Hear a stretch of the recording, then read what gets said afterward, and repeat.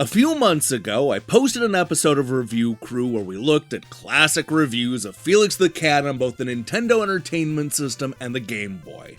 Now, at long last, that compilation is available for download on systems like the PlayStation 5 and Switch. It's a bare-bones package where you use Felix's bag of tricks to defeat cartoony bad guys and save his girlfriend from the professor's outer space lair.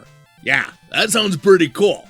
But do these games hold up, and are they actually fun to play? That's what we're about to find out when I review the Felix the Cat collection.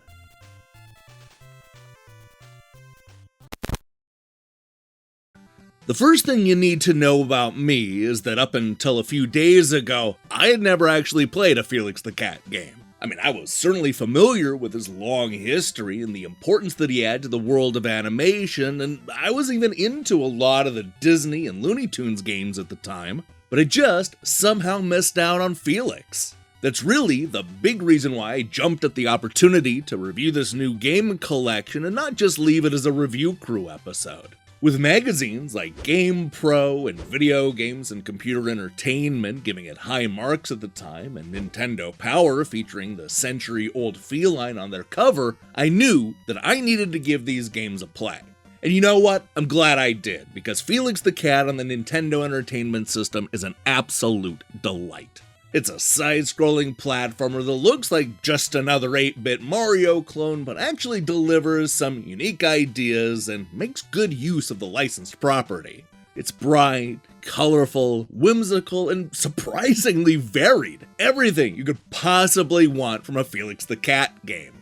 There's a story here that involves the mad professor kidnapping Felix's girlfriend Kitty. This sends him to 9 different worlds, each of which has 2 or 3 stages and a boss. Instead of jumping on enemies like so many of his platforming peers, Felix uses his bag of tricks to fight back against fish, birds, moles, tree trunks, and a wide assortment of cartoony villains. At first, this means punching enemies with an extended boxing glove, but he'll quickly upgrade his tricks until he's literally rolling around the level in a tank.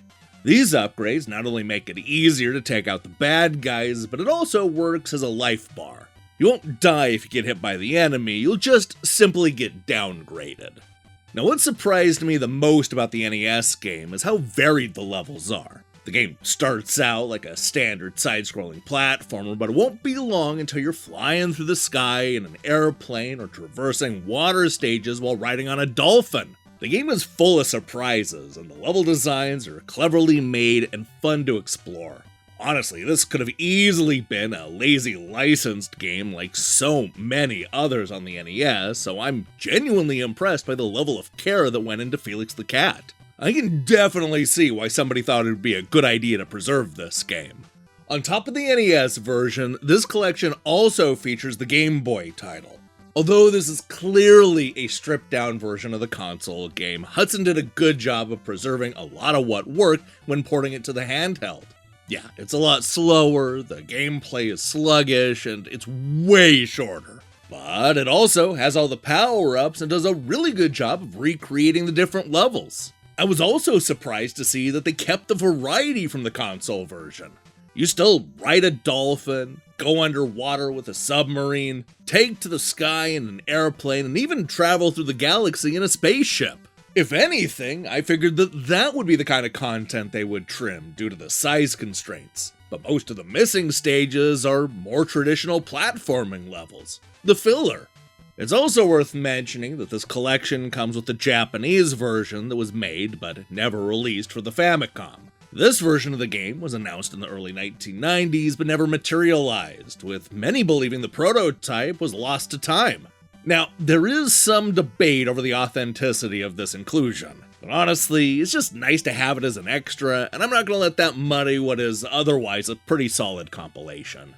If there is a problem, is that the so-called Japanese port is the only extra in this entire game. While I love that I get to play both the Nintendo Entertainment System and Game Boy versions on modern hardware, I kinda wish the package did a better job of filling in the history. After seeing what Digital Eclipse did with both Atari 50 and Karateka, I can't help but want more in terms of extras. How cool would it have been to have a short video chronicling Felix the Cat's century-old history? Or maybe we get to see the cover art and instruction manual. What about the advertisements and the magazine coverage? This would not only add value to the bare bones collection, but it would also clear up some of the confusion about the Japanese release. Look, this collection does the bare minimum. That's the best way to describe it. We get 2 solid 8-bit games and that's about it. Sure, you can add filters and change the various video settings, but your options are limited and barely even worth talking about. You can't even change the border. Perhaps it's worth mentioning that you can rewind time at the push of a button, but here again, we have a feature that can be found in every retro game collection released in the last 15 years. There are just no ambitions to make it more than what it is. A bare bones package where you can play either the NES or the Game Boy versions of the game. That's it. Thankfully, those games are worth playing. And as somebody who just recently played both of those Felix the Cat games for the very first time ever, I can honestly say that it's not nostalgia talking. These are genuinely fun platformers that are bright, colorful, and bursting with imagination. For as much as I would have liked the package to contain some historical context, I'm honestly just happy to see these games preserved on modern consoles. And if nothing else, this is a good reminder that we need a lot more Felix the Cat in our lives.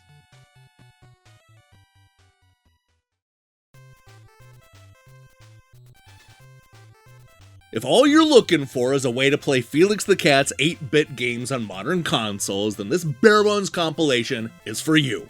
Thankfully, what this collection lacks in extras, it makes up for it with charm. Both the Nintendo Entertainment System and the Game Boy games are a fine reminder of just how good 2D platformers were in the 8-bit era. There's a reason why so many people wanted these games preserved, and you don't have to have nostalgia for them to enjoy this package. I just wish there was more care put into telling us about Felix the Cat, his history, these games, and that Japanese version. No matter if you're a longtime fan or somebody who's new to these classics, I say it's definitely worth digging through Felix the Cat's bag of tricks.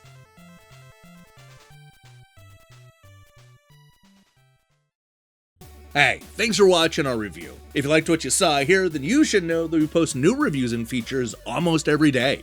In fact, this is the 3rd review of the week. Now, here's the question I have for you. What's your favorite game based on a cartoon character? Oh man, there are so many to choose from, including some truly obscure titles, so I can't wait to see what your picks are in the comments below. In other news, we'll be back next week with a review of Lunar Lander Beyond and Wrath, Aeon of Ruin. If that sounds good to you, then I strongly recommend you click that subscribe button and support what we're doing here.